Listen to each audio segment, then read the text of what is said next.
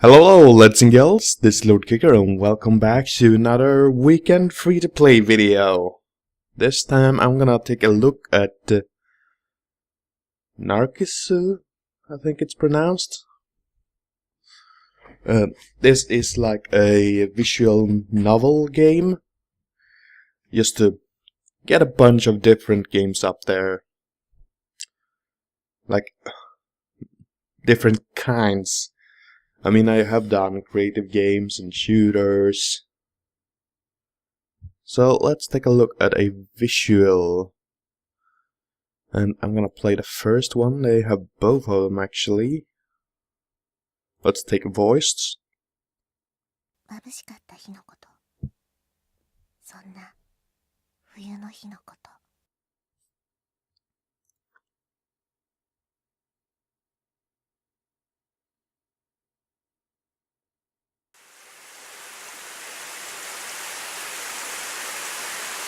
確かに幼い頃から丈夫な方じゃなかった。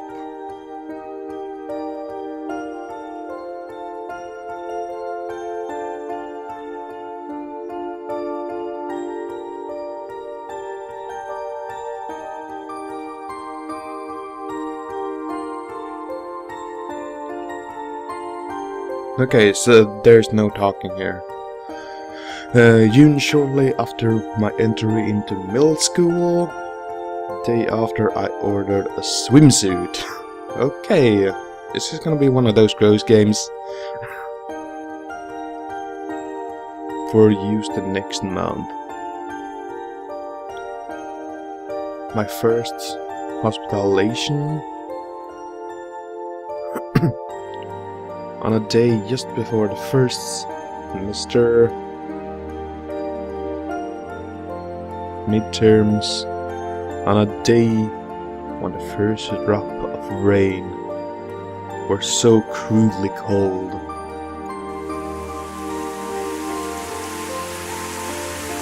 Falling from the amidst the pure white of the overcast sky.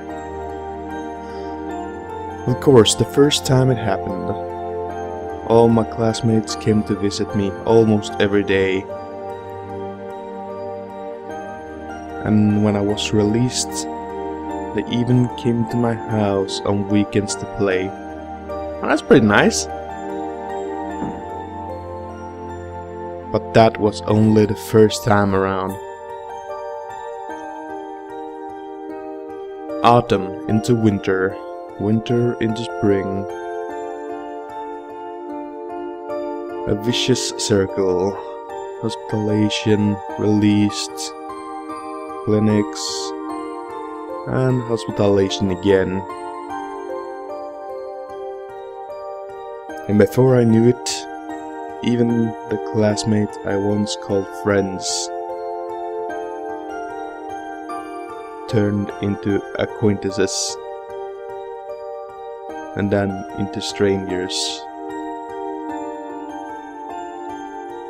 As if with every changing of the season, I was being erased from their collective memory. It seems... I thought I heard her talk there. It seems that to all those normal people, my very existence was an unpleasant fact. And so, it looks like I've been erased.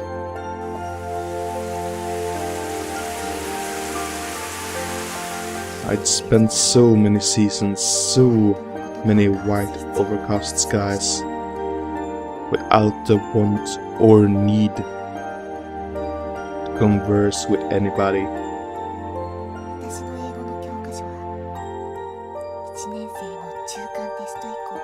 Oh yeah, she's speaking. It is in Japanese though, so many wouldn't probably understand it. For that matter, my English textbook never changed from that of a first year middle school student before the first midterms. そこで私の時間も止まったらしい。 That is where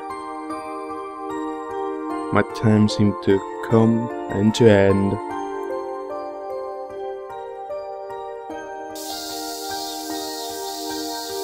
Early summer 2004. Protagonists: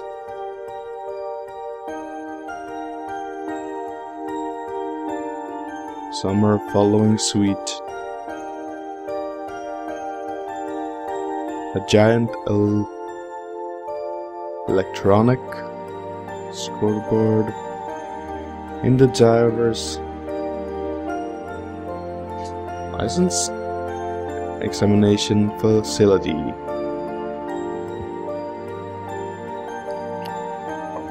Lift up all at once, my eyes and everyone else looked for respective numbers.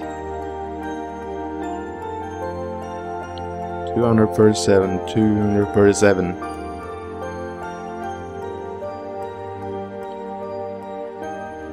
And of some 8 columns of lit text, sure enough, my examination number was shining in the midst.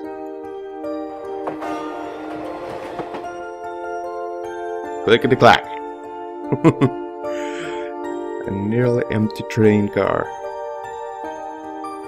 Perhaps thanks to the beautiful afternoon.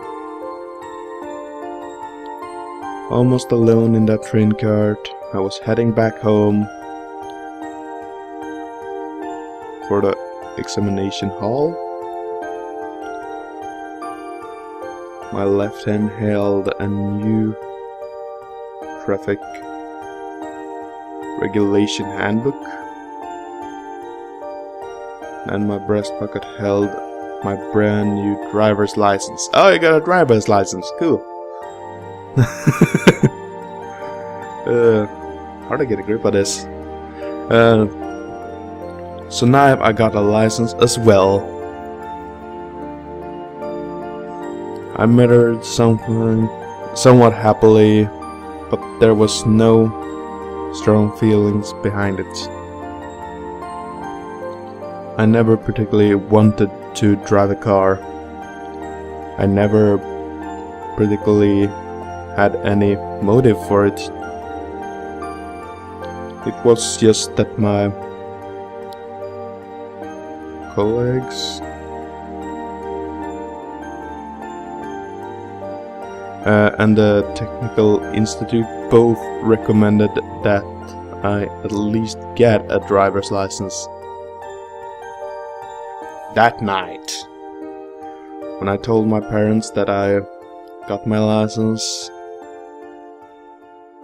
they merely replied with an "I see." Wow, no, not even a congratulations. And when I asked if I could borrow the car just for a test run,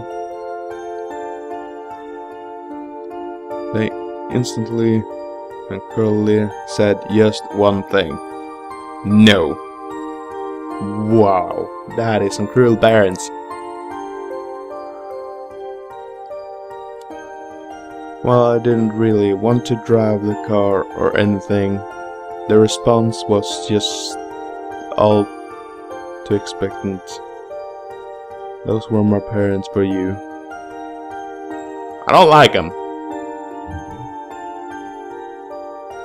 The next day I awoke with chest pain and went to the hospital. Sickness and generally, can't speak even, had nothing to do with each other.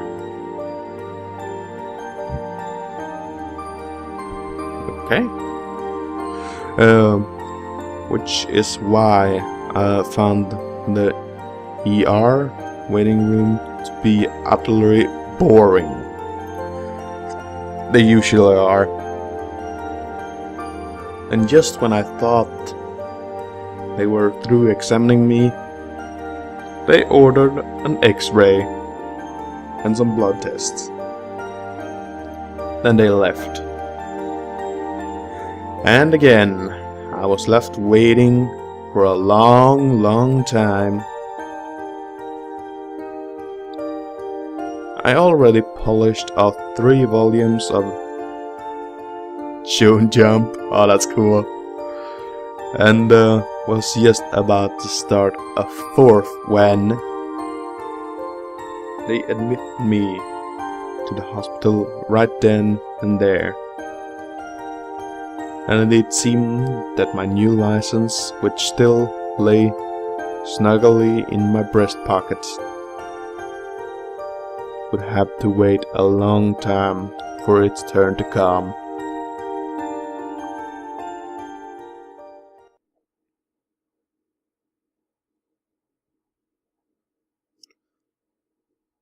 Okay, autumn 2004. Right around when the all too noisy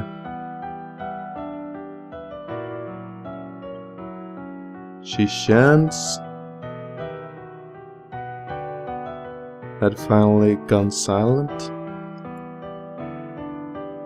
I once again found myself in the hospital, as per usual.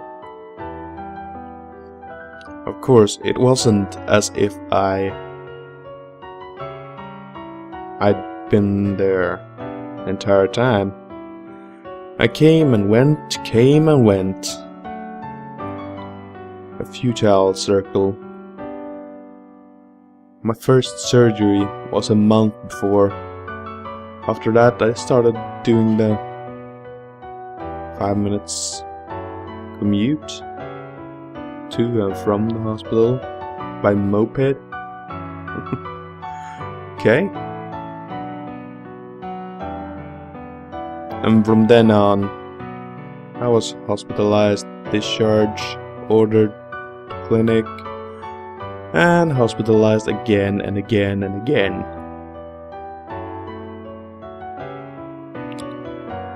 While I still had no clue what PET or ERISA stood for.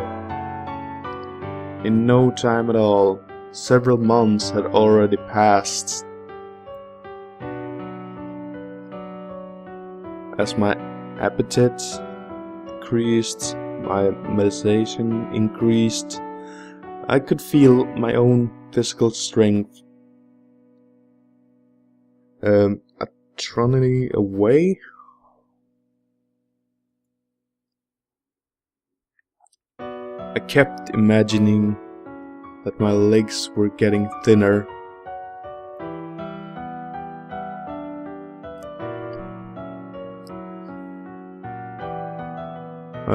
But the needle of the weight scale brutally informed me it's not just your imagination. He's getting thinner and thinner, or he, or whatever this person is. And yet I kept looking on at myself with detached interests, as if it were happening to somebody else entirely, as if I were looking at a scene on TV or that like. My mind could not grasp what had so suddenly happened to my body. Nothing within me was telling me that this was real at all. And that's why, even though it was all happening to me, I kept looking on as if it were happening to someone far away. And now we're into winter. Around the Christmas tree had vanished from the streets. I was discharged home as a kind of year's end treat. Wow, what a treat! It seemed like an exercise in tolerances, but still it made me slightly happy. I traveled back to a home I had not seen in a long time, in the midst of a freezing rain. Strangely enough, my entire family was there. My parents, who had never so much as talked to me, came out to meet me. If with terrible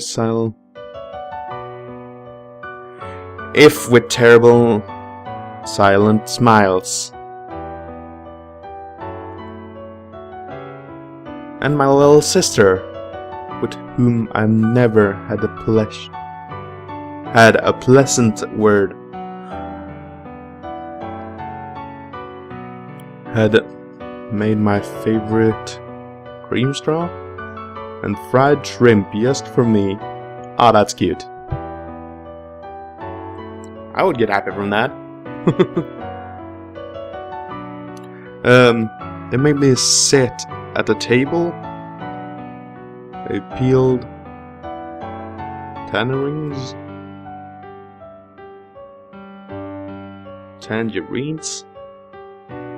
I think that's how it's pronounced, at least for me. They were cruelly kind. It was an impressive display. At this point, a little thought occurrence to me about my new driver's license, which was still stuffed away in my pocket. That perhaps things would end for the license without it ever having known any use.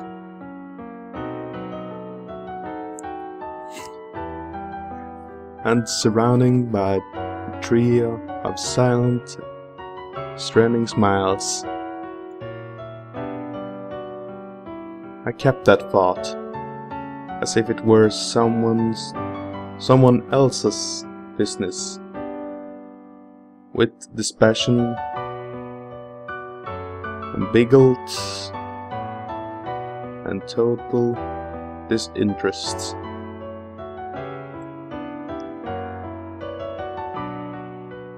January 2005. A new year began, and I returned to the hospital.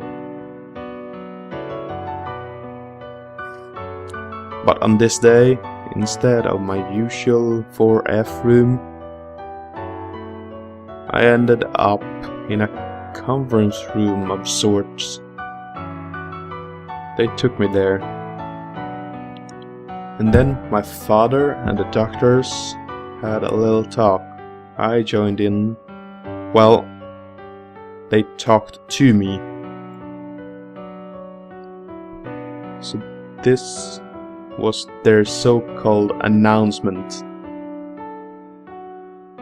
They said it in a terrible, roundabout fashion, but they told me that I was going to die. Well, that can't be an easy thing to tell someone. I see. That was my only reply. I had no other words. It was the only thing that left my mouth, from beginning to end.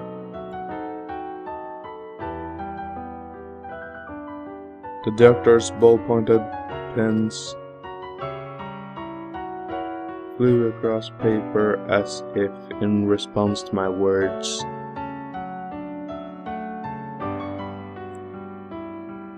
Those were probably use pieces. Enrollment procedure. Businesslike to the last. My father was the same.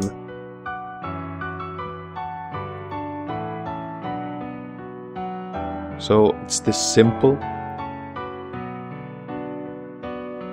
Was the only real thought I had.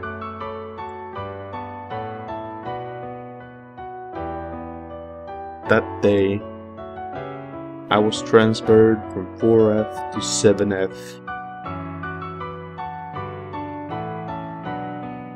From a 6-person room to private room. It was like... It was a little different from the other wards. This 7F. First of all, the floors were sparkly clean. And second of all, the ceiling was higher than I'd ever seen it. The rooms were very nice and had a large window from which the warm daylight streamed in as if by design. But the window only opened a little. I tested them out, and my head would just barely fit out of one.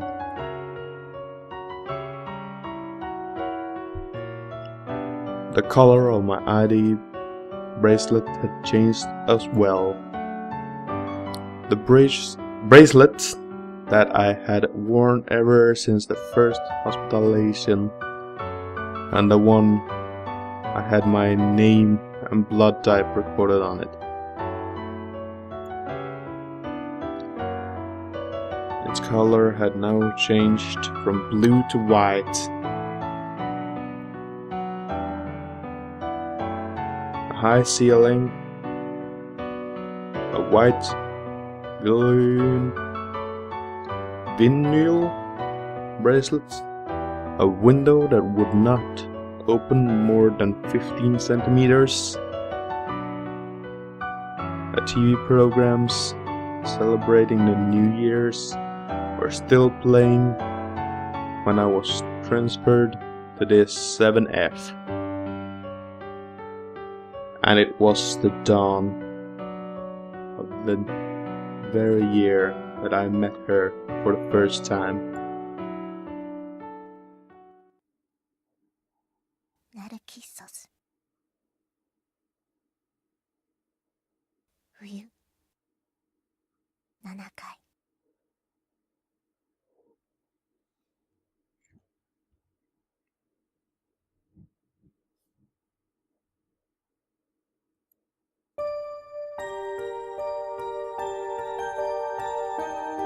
Okay, I actually think that is a good spot to end off this episode.